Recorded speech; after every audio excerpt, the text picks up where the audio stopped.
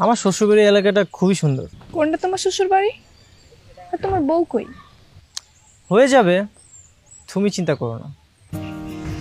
আমি কেন চিন্তা করব? আমার বাবা আমার জন্য অনেক ভালো ছেলে আনবে, আর আমিও তাকেই বিয়ে করব। এত সোজা নাকি? তোমার এই মাথা মোটা বাবাকে আমি ঠিকই রাজি করবো, তারপর তুমি হবে আমার বউ। এখন হচ্ছে দিনের বেলা জেগে জেগে স্বপ্ন দেখা বাদ দাও।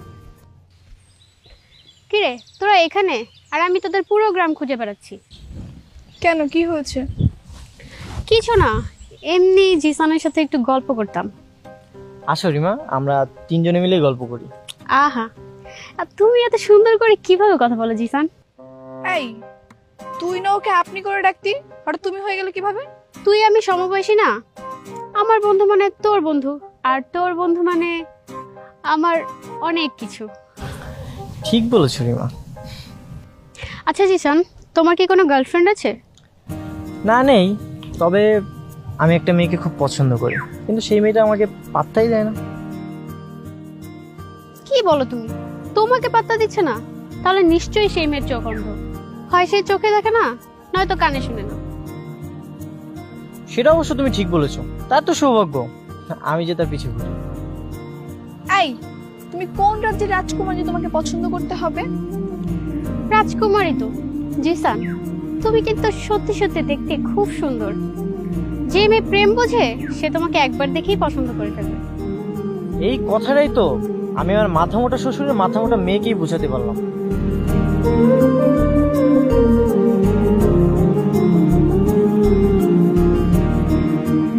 চলো আমরাও বাসার দিকে যাই। একটু থাকো না, গল্প করি।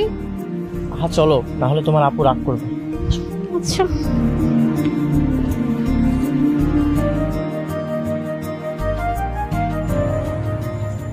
আসসালামু আলাইকুম আঙ্কেল, আমাকে ডেকেছেন? হ্যাঁ, কি ব্যাপার? সারাদিন তুমি কোথায় থাকো? তোমার ভাবভঙ্গি দেখে তো মনে হচ্ছে না যে তুমি ওই ফারুকের সঙ্গে দেখা করতে আসছো বা তার কাছ থেকে টাকা নেওয়ার জন্য আসছো। কি বিষয়টা কি আসলে বলো? আমি তো চিটিং ফারুককে খুঁজে বেড়াচ্ছিলাম বাবা। মানে তুমি আমাকে কি বলে ডাকলে? না মানে আমার বাবা আমাকে এইভাবে প্রশ্ন করে তো, তাই আপনাকে বাবা ভেবে বলে ফেলেছি। দেখো, একদম ওভার স্মার্ট হওয়ার চেষ্টা করবো না। এই ওভার স্মার্টটা না আমার একদম পছন্দ না। জি ঠিক আছে। আর এইসব ওভার স্মার্ট ছেলেদের জন্যই না দেশের কি অবস্থা হয়েছে জানো?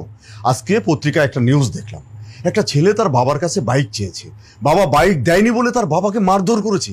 কি জঘন্য ব্যাপার, তুমি ভাবতে পারো? কোথায় চলে গেছে আমাদের দেশ? আসলে আঙ্কেল, এগুলো আমাদের সমাজে অনেক হচ্ছে। নৈতিক শিক্ষার একটা বড় অনুপস্থিতি আছে, যেটার কারণে এখনকার ছাত্রছাত্রীরা তাদের বাবা মা কিংবা শিক্ষকদেরও সম্মান করতে চায়। আচ্ছা, তোমার কি ধারণা এত কিছুর জন্য দায়ী কে? সমাজ ব্যবস্থা। কারণ বাচ্চাদেরকে ছোটবেলা থেকে যেই শিক্ষা দেওয়া হবে তারা তো সেটাই শিখবে। আপনি এখনকার জেনারেশন দেখেন, এই জেনারেশনে যদি ছোটবেলা থেকে খারাপ কিছু দেখে বড় হয় তাহলে তারা সেটাই শিখতেছে। তা অবশ্য ঠিক, তোমার কথাই যুক্তি আছে। আচ্ছা, তোমার বাবা মার প্রতি করণীয়টা কি বলো তো? আমি আমার বাবা মার কাছ থেকে কখনো কিছু জোর করে আদায় করিনি।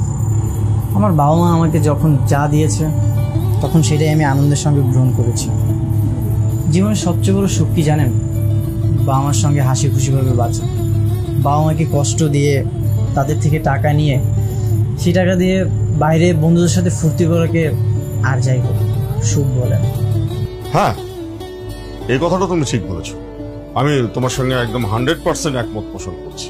আসলে প্রতিটা ছেলে মেয়েরই বাবা মার প্রতি এই ধরনের একটা মিনিমাম ধারণা থাকা উচিত। জি আচ্ছা ঠিক আছে, তুমি এখন যাও। ঠিক আছে, আসসালামু আলাইকুম।